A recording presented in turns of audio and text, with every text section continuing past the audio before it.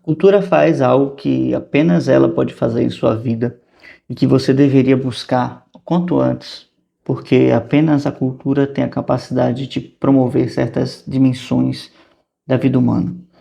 Quando eu falo cultura, eu falo no sentido amplo, no sentido geral, e que está relacionada com o cultivo de certos valores humanos. Cultura é cultivo, e cultivo quer dizer saber plantar e saber fazer crescer. Então, como eu já falei aqui em outros vídeos, a cultura só existe enquanto ela está atuando dentro de você, enquanto ela está viva dentro de você, porque enquanto ela está apenas nos livros, ela não é cultura.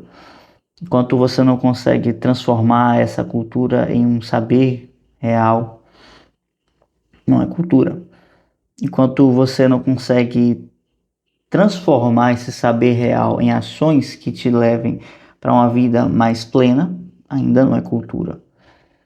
Então, assim como nós precisamos plantar e desenvolver, né, um alimento, qualquer tipo que seja, uma árvore, ela precisa de trabalhar vícios e virtudes, né? No sentido de que eu preciso adubá-la e alimentá-la todos os dias, ou não, dependendo da cultura, né? E que vai depender da terra também, enfim, que vai estar relacionado com a personalidade de cada um. E também eu preciso saber como atacar os seus vícios para que os vícios não me consumam. Na guerra cultural, né, esse termo tomou conta da internet nos últimos dias, há uns anos, né? Mas a verdadeira guerra cultural ela acontece primeiro dentro de você. Então, assim, na guerra cultural a gente precisa aprender a ser estratégico e não sucumbir aos nossos vícios, porque é você matá-los ou você morrer para eles. Tem uma frase de Santo Agostinho que diz que o vício, ou a virtude é feita da mesma matéria do que os vícios. E justamente são os vícios que nos consomem, porque ele vai tomando a nossa potência. Virtude é força, virtude é potência, capacidade de ação, é poder de decisão e é principalmente coragem para arcar com as suas decisões. Sendo que a maior das virtudes, ela quase não se manifesta como tal, porque estávamos assim nos bastidores, que é a prudência. E a prudência, então, é uma capacidade que nós temos de dirigir bem, né? De delegar bem, de decidir bem. Né? Então, a definição mais correta, mas a prudência é essa capacidade de saber o melhor caminho a ser tomado. E também, quando não se sabe exatamente o resultado, saber se deve se tomar os riscos de não saber sobre esse resultado, para que a coisa não se torne estupidez, né? Prudência pode se degringolar em duas coisas, né? Ou uma certa frouxidão ou uma certa estupidez. Enfim, então a virtude vai nos proporcionar uma estrutura interna, uma estrutura que nos remete a um poder de domínio do nosso caráter, domínio das nossas ações, domínio daquilo que nós vamos decidir para a nossa vida. Em suma, o que a virtude e a cultura, né, principalmente vai nos fazer é nos capacitar para ser feliz. Quando Aristóteles ele fala da felicidade, ele fala desse caminho, desenvolver virtudes, porque a partir do desenvolvimento de virtudes você consegue viver a vida da razão. Ok, isso é notório, é factível, mas como nós vamos desenvolver virtudes se nós não temos referenciais acerca da virtude?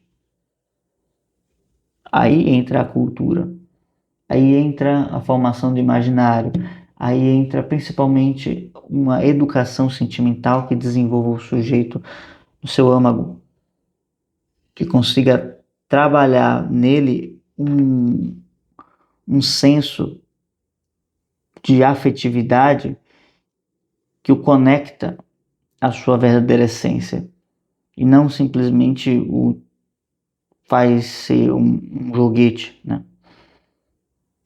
porque do contrário, é como se nós fôssemos uma espécie de tronco levado pela correnteza, né, como diz os textos hindus,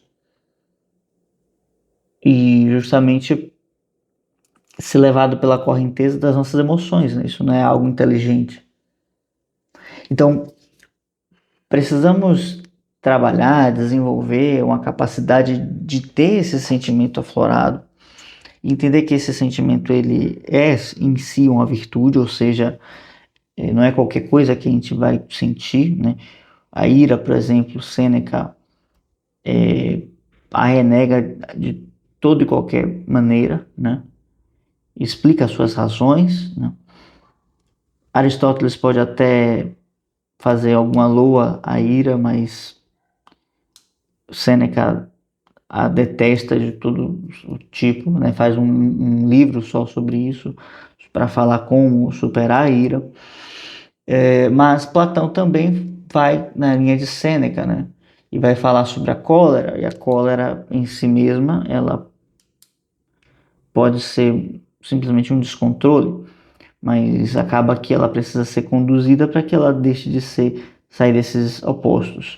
Platão fala muito sobre um certo equilíbrio, né, na vida estruturá-la a partir de um eixo, esse eixo da justiça, esse eixo da virtude.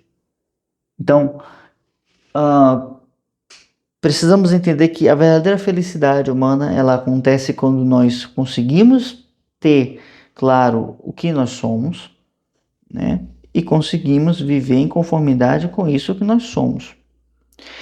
Para que isso possa acontecer, a gente precisa ter uma noção clara do que nós somos enquanto seres humanos. E assim, pode parecer uma coisa boba que eu estou falando aqui, mas é lembrar que Sócrates sempre falou que precisamos nos voltarmos para as coisas elevadas. Por quê? Por que ele fala isso? Na verdade,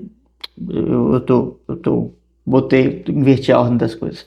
Sócrates fala, muitas vezes ele fala que não tem a resposta para certas perguntas porque ele nem se conhece. Então, se ele não se conhece, o que dirá conhecer outros assuntos mais importantes, né? Ele fala, esses assuntos são de muita importância, mas por uma ordem, né, de importância, de prioridade, eu não consigo nem me conhecer. Como é que eu vou conhecer sobre esses assuntos? Então, na verdade, tudo que eu falei aqui pode ser, mas como pode não ser. Então, às vezes, coloca esses elementos que eu acho muito próprio do filósofo, essa capacidade de encontrar as respostas, mas também se colocar como uma possível dúvida, né? Não temos certeza de todas as respostas. Enfim, se você está gostando desse vídeo até aqui, eu peço o seu like, sua inscrição no canal e já te convido a acessar o meu grupo de estudos, tá? Que vamos começar agora falando sobre a Odisseia. Justamente, o link vai ficar aqui na descrição, claro. Justamente por estar pensando, trabalhando a Odisseia agora, né? E vou dar uma aula sobre isso agora há pouco. Que comecei a pensar na relação que as culturas têm com a nossa vida. E justamente a Odisseia nos demonstra, nesse caminho que faz Ulisses, não só como superar certos desafios que pareciam ser insolucionáveis, mas sim a ser fiel a todo momento à sua rota, à sua casa, né? Então, Ulisses ele vai passar por uma série de provações, uma série de tentações que vão o provar nesse sentido, né? Então, quando a gente pensa em cultura e cultivo de valores, o Ulisses é um representante muito forte nesse sentido, porque ele é aquele herói, que é um herói no estilo grego tradicional, não é perfeito, tem uma série de debilidades e tem uma série de limitações, né?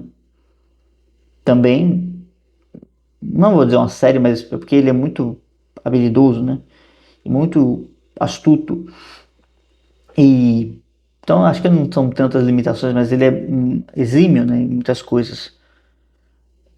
Politropos, que é esse Ulisses, assim como ele é descrito em grego. Então esse Politropos tem que é Ulisses, né? Ele tem uma série de artimanhas para escapar dessas provas complicadas. Na vida parece que a gente tem que a todo momento lidar com certas provas complicadas. Na vida a todo momento parece que a gente tem de superar nós mesmos e vencer nossas inclinações para poder não sucumbir às provas, aos monstros que aparecem no caminho. Por isso a cultura é importante, porque eu vou precisar. Porque as pessoas têm uma ilusão de que a gente aprende por conceitos, né? Por muito tempo eu tive essa ilusão. Eu achava que eu precisava estudar muito e saber uma série de conceitos, e na verdade sim, precisa, mas que isso não é o suficiente para você compreender as coisas. Pelo contrário, na minha prática de professor, principalmente como professor de música, é mais importante você fazer o aluno passar por uma experiência, né, para ele ter uma experiência, um contato com o objeto de estudo, não? No caso a música, mas qualquer outra coisa. Você precisa fazer com que ele tenha contato com o objeto de estudo para aí sim, finalmente, você poder fazer com que ele compreenda alguma coisa. A princípio, esse contato direto com o objeto de estudo vai nos render o quê? Uma imitação, claro, né? Uma imitação, às vezes até grosseira, tosca, né? Ridícula, mas é alguma coisa. É o início de um estímulo de uma memória, e a memória nos leva a imaginar, porque eu consigo reter na memória mais perfeitamente até do que eu consigo reproduzir. Mas então, a partir da memória, eu consigo imaginar o quão longe eu consigo chegar. E daí então, nós temos essa construção daquilo que remete ao que nós somos, né? Ou seja, graças à cultura eu consigo traçar uma visão clara do que eu vou construir para mim, na minha vida, e quais as minhas possibilidades, né? Então, se eu nunca, por exemplo, se eu nunca escutei Beethoven, eu nunca vou pensar que dá para escrever uma nona sinfonia. Se eu nunca li Camões, eu nunca vou pensar que é possível escrever os Lusíadas, né? E, consequentemente, eu nunca vou me atrever a escrever isso, nunca vou me atrever a buscar isso. Então, a cultura, ela é não só instrumento de felicidade, mas um caminho que viabiliza a vislumbrar ou a projetar o quão grande nós podemos ser. Então, a cultura, ela amplia o reino das nossas possibilidades, né? Que deixam de ser possibilidades simplesmente no reino da possibilidade, no reino onde tudo é possível, no reino de Deus, e passam a ser elementos da possibilidade enquanto formas reais na sua imaginação. Isso é muito diferente de estar simplesmente como uma possibilidade da vida. Existem coisas que existem, né? Obviamente que existem, mas que nós nunca teremos contato na vida, jamais. Porém, existem outras coisas que podemos ter contato, outras que vamos ver apenas imagens, figuras, né? Justamente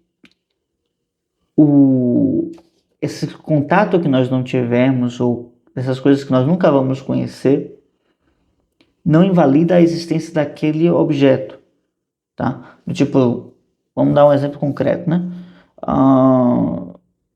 Um urso polar. Um urso polar. Nunca vi um urso polar na vida, dificilmente eu vou ver um urso polar na minha vida, né? Mas eu sei que ele existe, é uma possibilidade. Então, o fato de eu nunca ver um urso polar não invalida que ele exista. Então ele é mas ele não é uma possibilidade no reino da existência, mas ele não é uma possibilidade para mim, até porque eu nunca seria um urso polar, né? Mas trazendo para a vida humana, isso seria justamente o plano das nossas ações, né? O exemplo que eu sempre dou é o exemplo de Alexandre e Aquiles, né? O fato de Aquiles ter existido no plano da literatura, né?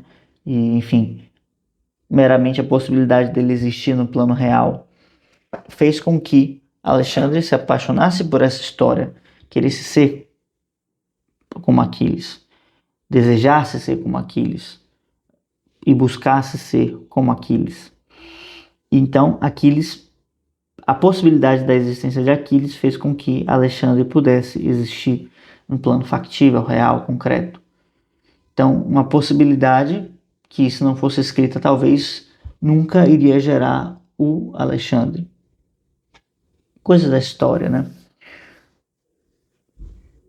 Então, a cultura, ela é uma ferramenta de felicidade e é um campo, né, fértil de possibilidades. A cultura é uma matriz, uma geradora de possibilidades. A matriz de todas as possibilidades estão dentro da cultura. Aquilo que não está como possibilidade no campo cultural não está como possibilidade na sua vida. E por isso, hoje a gente vê as pessoas tão desprovidas de sentido, de qualidades, de buscar elementos superiores, porque ao seu redor ela não acessa isso. Mas se você sai da turba, se você se desconecta do lixo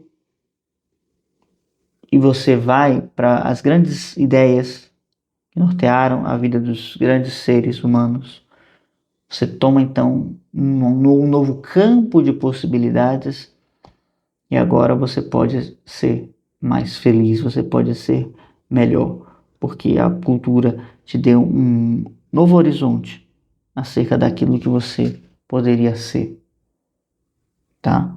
Justamente é sobre isso que eu vou falar com o pessoal agora, né? Então, espero que você tenha gostado desse vídeo. Deixa um like, se inscreva no canal, um comentário sobre qualquer coisa que tenha te passado a respeito aqui durante o vídeo. E é isso. Espero que você se sinta compelido também a estudar comigo no grupo de estudos. Link de tudo tá na descrição, tá? Então, ficando por aqui.